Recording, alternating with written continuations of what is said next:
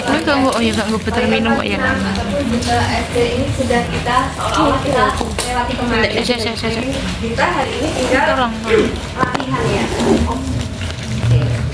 Latihan pada isi pasca melahirkan. Kalau yang pervaginan itu sebetulnya dia sudah bisa kemana-mana. Jadi latihannya itu sebetulnya tidak harus posisi berbaring ya, ingat ya. Kalau ibu yang pervaginan itu latihannya tidak harus berbaring. Oke. Ini jangka pendek itu berarti masih di rumah sakit. Sebetulnya boleh duduk, ya, boleh juga tiduran. Tapi utamakan kalau sudah bisa duduk, sebetulnya boleh duduk. Oke, latihan yang pertama itu adalah latihan relaksasi. Ya, latihan relaksasi. Latihan relaksasi pada umumnya adalah latihan pernafasan. Ya. Kemudian apa lagi? Latihan relaksasi.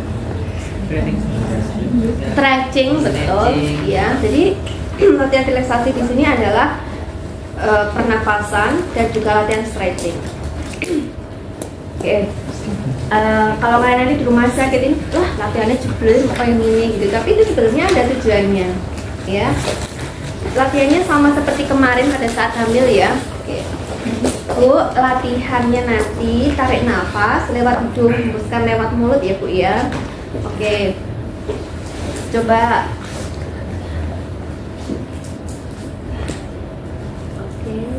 Latihannya nanti boleh ibu pegang perutnya, jadi seolah-olah perutnya ini dikembangkan.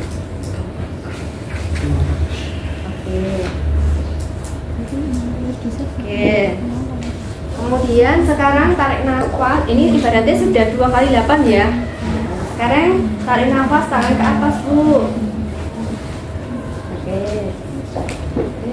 Kemudian turunkan. Ini bisa dilakukan posisi berbaring juga pada posisi duduk. Sekali lagi. Oke. Iya. Yes, 2 kali 8 hitungan. Sekarang sama seperti yang kemarin, latihannya adalah stretching pada ekstremitas atas. Ya. Kalau posisi berbaring itu yang bisa kita lakukan apa? Posisi berbaring. Stretching seperti ini aja. Ini ke atas Bu. Oke, tarik ke atas. 5, 6, 7, 8 cukup. Kemudian tarik ke samping, bisa enggak Bu? Oke, ini kan sama kan, posisi duduk juga bisa kan? Samping satunya lagi Bu. Oke, ke depan. Oke, nah ini sebetulnya gerakan yang relax ya. Oke. Kemudian untuk yang bawah sama, ya. Ini tolong diputar Bu. Tolong putar. Nah, balik. Oke. Hampir sama kan seperti kemarin, ya, karena ini memang latihannya adalah buka kaki kanan samping. Oke. Tutup. Lagi. Tutup. Satunya.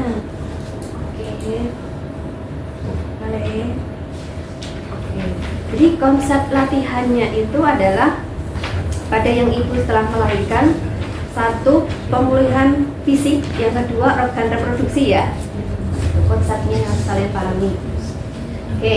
Kemudian anggap aja ini sudah latihan relax. Sekarang latihan sama untuk latihan baik itu SC ataupun pervaginam. Itu kalau SC kan perut bawahnya sakit, kalau yang pervaginam kan perineumnya yang sakit.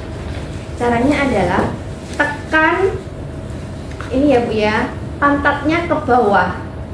Tekan 1, 2, 3, 4, 5, 6, 7, 8. Relax. Lagi, ulangi. 1, 2, 3, 4, 5, 6, 7, 8. Relax. Perut bawah, kemudian perineum itu juga bisa ini dilatih dengan statik kontraksi atau kalian menyebutkan isometrik ya. Kemudian sama latihan penguatan perut.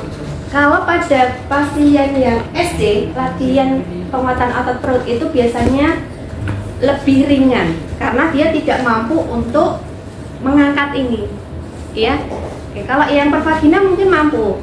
angkat kakinya Bu dengan seperti ini, angkat. Nah, angkat, lurus, tungkainya diluruskan Bu. Lurus. Oke. Nggak kuat. Hamstringnya ya. Yes. Lurus dulu. Oke. Yuk, turunkan. Pelan-pelan. Kalau ini SC, ini nggak mampu.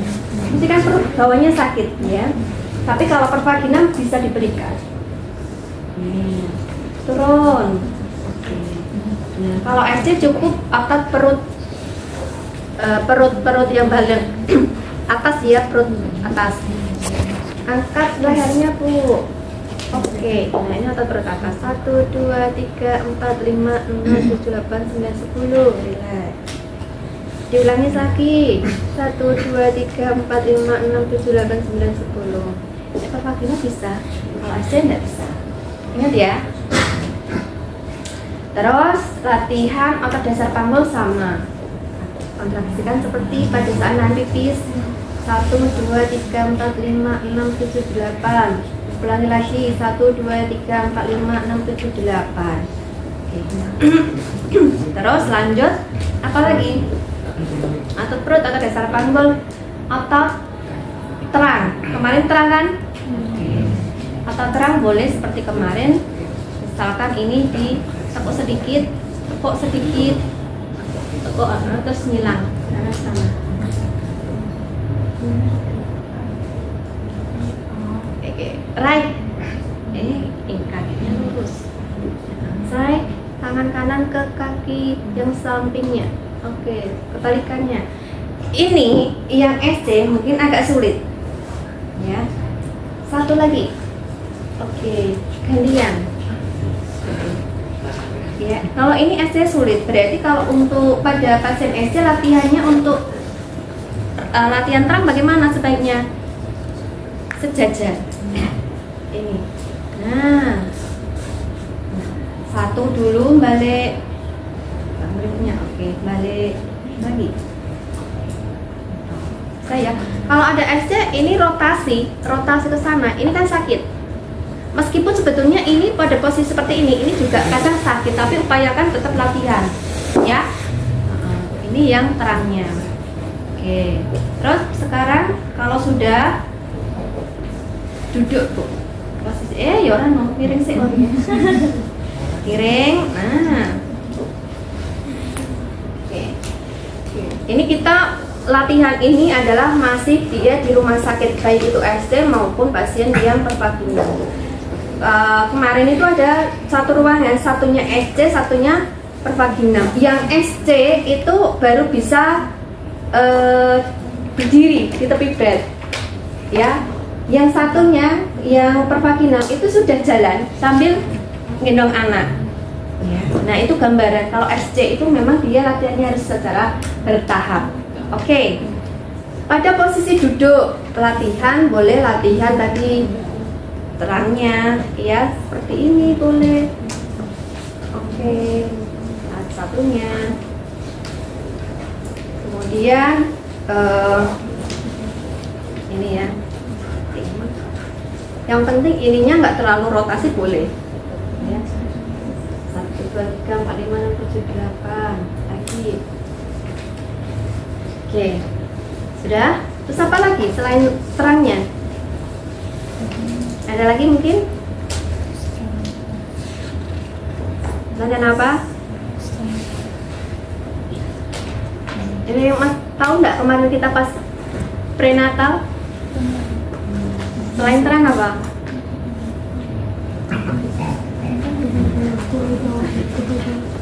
Apa? Pelvic tilting. Ya, boleh dilatih pelvic tilting. Latihannya seperti apa pelvic tilting? Apakah harus berdiri? Nah, terus? Oke, sebetulnya tadi bisa latihan bridging juga ya. Latihan bridging itu juga boleh. Latihan bridging tadi karena posisinya sempat duduk ya. Latihan bridging itu juga bisa diberikan. Bridging ya, terus turun diulangi lagi, itu juga boleh. Nah sekarang kalau sampai di sini ibu yang pervaginam itu nggak masalah. Tapi pada ibu yang SD itu ditanyakan, Bu, apakah posisi duduk ini ada keluhan enggak? Mungkin pusing atau mungkin berkunang-kunang gitu ya. Kalau SD biasanya kadang masih ada efek anestesi, kadang masih pusing. Nah, ini. Kalau sudah enggak, berarti latihannya boleh posisi berdiri. Ya, posisi berdiri. Berdiri, silakan. Iya. Oke, latihan posisi berdiri pada ibu yang pasca melahirkan secara pervaginam pun, dia juga akan kesulitan pada saat mau jongkok. Percaya nggak? Itu juga kesulitan pada saat mau jongkok. Ini coba. Jadi latihannya ini sekarang lebih ke fungsional. Ditambah selain tadi ekstremitas itu juga latihan jongkok. Jadi ibu dilatih, Bu, coba Bu turunkan sedikit, tekuk lututnya, mau jongkok tekuk lututnya. Oke, terus sampai mampu, sampai mana? Tahan. 1, 2, 3, 4, 5, 6, 7, 8, 9, 10. Kenapa kok dilatih jongkok?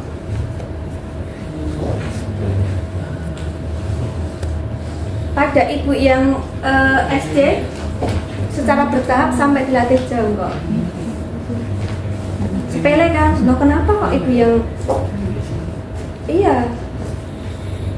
yang pervaginam ada masalah apa? Pada ibu yang pervaginam, kalau ada episiotomi, dia mau jongkok itu sakit kan? Sehingga dia biasanya takut untuk jongkok. Kalau dia takut jongkok, maka untuk fungsi dia jongkok itu juga terbatas. Saya itu jujur ya, punya yang anak pertama bisa jongkok itu setelah sebulan. Karena mungkin karena mau jongkok kan takut nyeri, jadi nggak jongkok. Nah, itu. Jadi kalau mau kalau misalkan BAB kan ada yang duduk nggak masalah ya. Tapi kalau nggak ada kloset yang duduk harus jongkok, nggak bisa, terus piye? Selonjor. Iya kan? Maka ini dilatih dari awal. Ini kadang yang di bidan, kalau pasien sudah pulang, seolah-olah pasien sudah bisa jalan, sudah bisa mandi, ini nggak masalah. Tapi ini ternyata jadi masalah, benar, jadi masalah, ya. Tapi karena pasien nggak tahu dan juga nggak ada edukasi, ini kadang-kadang pasien itu menyebabkan apa? Pada saat dia mau jongkok itu ketakutan karena sakit. Oke, latihan jongkok dulu. Ulang Bu. Oke, ditambah. Oke, sampai semampunya. Lurus ininya. Oke. Terus tahan. Oke, berdiri. Simpel kan ya? Tapi nanti siapa yang punya saudara yang setelah melahirkan, coba. Ada enggak masalah pada saat BAB? Kalau nggak ada kloset yang jongkok loh ya, pasti bermasalah.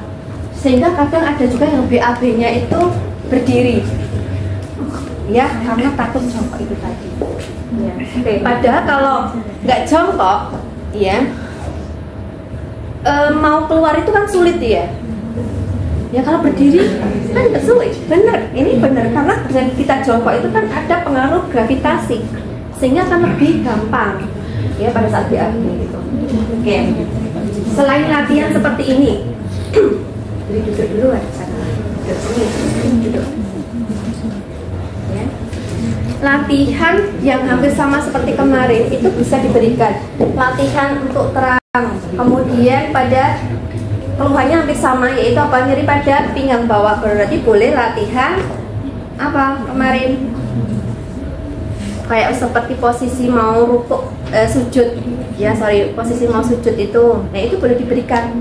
Kemarin kan kita latihan itu kan posisi perangkak, kemudian di posisi cekung, cembung, itu pada ibu yang telah melahirkan boleh diberikan. Kemudian seolah-olah mau gerakan seperti sujud itu juga bisa diberikan. Tetapi yang pervaginam ya, kalau yang SC mungkin masih tidak bisa. Tuh. Oke.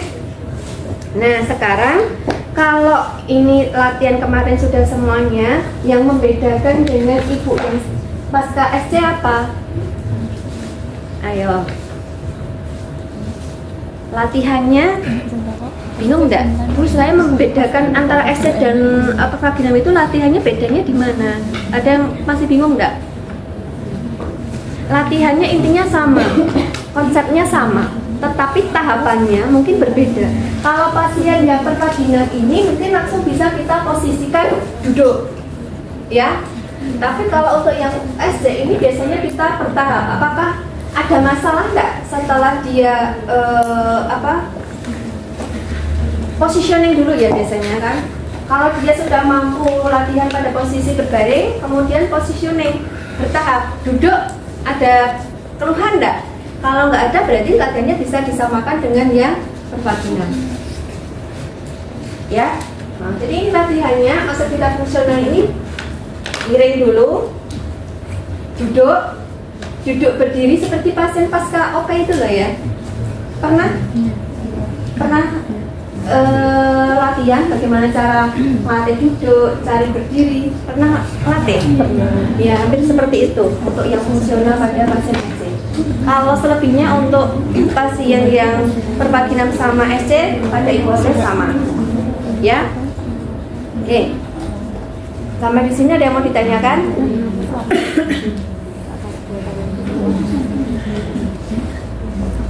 Sampai di sini ada yang mau ditanyakan?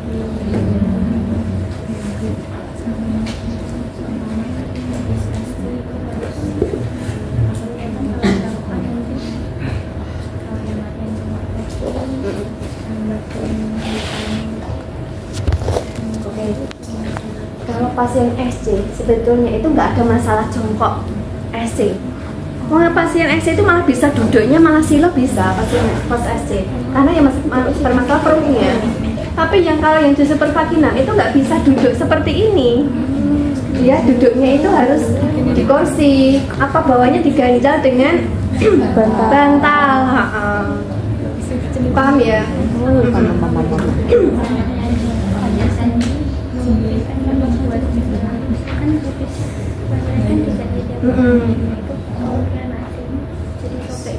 Oke, ini yang sering ditakutkan pasien. Nanti kalau saya latihannya seperti ini, jangan-jangan jahitannya lepas gitu ya.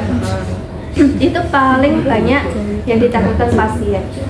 Jahitan itu sebetulnya sudah sudah dipikirkan ya, jauh tarikannya, kuatannya. Jadi kita kadang-kadang nggak gerak karena takut jahitannya, ya saya pernah merasakan ya. Aku naik jongkok jahitanku lepas gitu ya. Tapi sebetulnya jahitan itu nanti dia 5 hari itu kan sudah strength, kalau apa ya? Elastis. Iya, ya nggak nyambung ya. Nek jaringan itu kan dia, iya intinya. Jadi nggak usah takut, tapi intinya gerakannya nggak berlebihan lah ya. Kalau gerakan senam ini kan relatif ringan, jadi nggak perlu takut ya. Oke, memang saya juga sendiri mengalami kok nek aku jongkok jangan-jangan jahitannya lepas itu pernah saya. Tapi di ini kita pikir, nah kan sudah dipikirkan kalau jahitan itu sebetulnya sudah aman gitu. Asal nggak pencilatan gitu ya. Oke, tadi ya. Ada lagi? Jadi memang pasien itu unik ya. Ada yang ibu setelah melahirkan langsung 2 hari naik motor sendiri.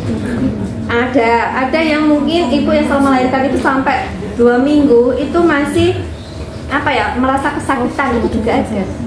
Ya, karena mungkin ambang rangsang nyeri masing-masing orang kan berbeda ya. Ada yang sangat tinggi, ada yang normal gitu. Oke, cukup, nggak ada pertanyaan ini perbedaannya. Coba saya tes. Kalau ini sudah nggak masalah berarti kita lanjut. Kalau nanti dia sudah pulang, ini tadi kan masih di rumah sakit hampir sama. Kalau sudah pulang, PR-nya itu berbeda. Berarti kan ini edukasi ya. Kalau yang pervaginam ini dia relatif latihannya adalah latihan penguatan otot dasar panggul, ya, supaya tidak geser. Ya, kalau ini ya sudah pulang. Penguatan otot dasar panggul, latihan kegel. Ingat ya, kegel. Kalau yang ini latihannya adalah karena otot perutnya juga bermasalah kan, habis ada sayatan, berarti latihan kegel plus latihan apa? Kekuatan otot perut. Nah ini, kalau ini latihan untuk otot dasar panggul, kalau yang ini otot dasar panggul juga plus otot perut. Oh, boleh. Kalau yang perpaginan otot perutnya dilatih enggak? Sebetulnya iya, tetapi yang diutamakan latihan otot perut itu karena di sini tadi ada sayatan, ya. Terus apalagi? Ini sebetulnya di luar itu, tapi ini juga sering masalah pada ibu pasca melahirkan apa? ASI. Benar enggak? Kadang ibu yang setelah melahirkan ASInya bisa langsung keluar. Ada yang butuh waktu 2 hari, 3 hari itu baru keluar ASInya. Bahkan ada yang anaknya belum keluar, ASInya sudah keluar duluan juga ada. Nah, misalkan kalau ada pasien iya setelah melahirkan kok belum keluar ASInya, kita perannya apa? Peran kita sebagai seorang fisioterapis, sarana menstimulasi, diberikan masasnya di mana?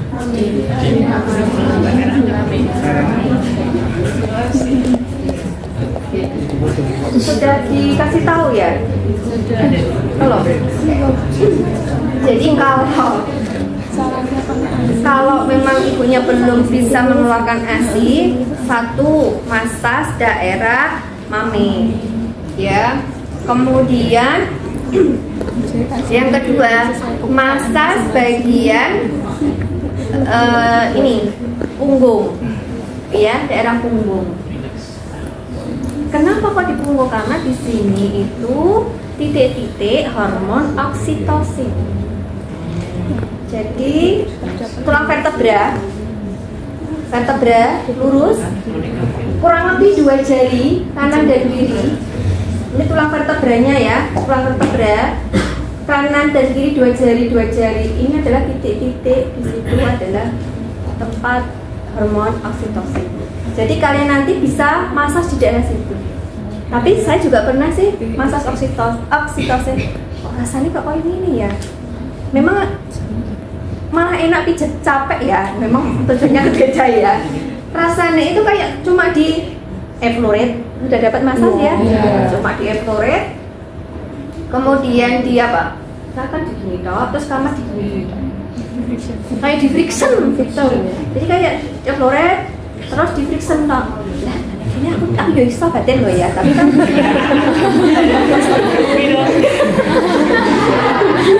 ya sekali apa namanya masas oksitosin itu berapa? 100.000. Itu hanya 15 menit saya merasakan itu. Makanya besok ya seperti ini kalian harus tahu ya. Jadi ada kesempatan seperti ini. Bagi saya itu juga pengalaman ya. Jadi sepanjang upper trapezius, kemudian vertebra, ya, tulang vertebrae kanan kiri kurang lebih 2 jari. Di situ adalah titik-titik ya produksi hormon oksitosin. Oke. Ya. Kalau yang cewek nanti saya kasih tahu cara melakukan masas payudara. Ya, nek cowok nanti untuk besok calon istrinya. Ya. Calon. Oh iya, buat istri.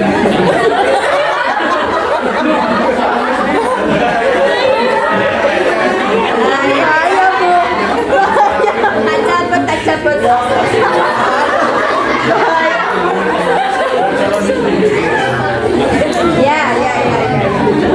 Oke,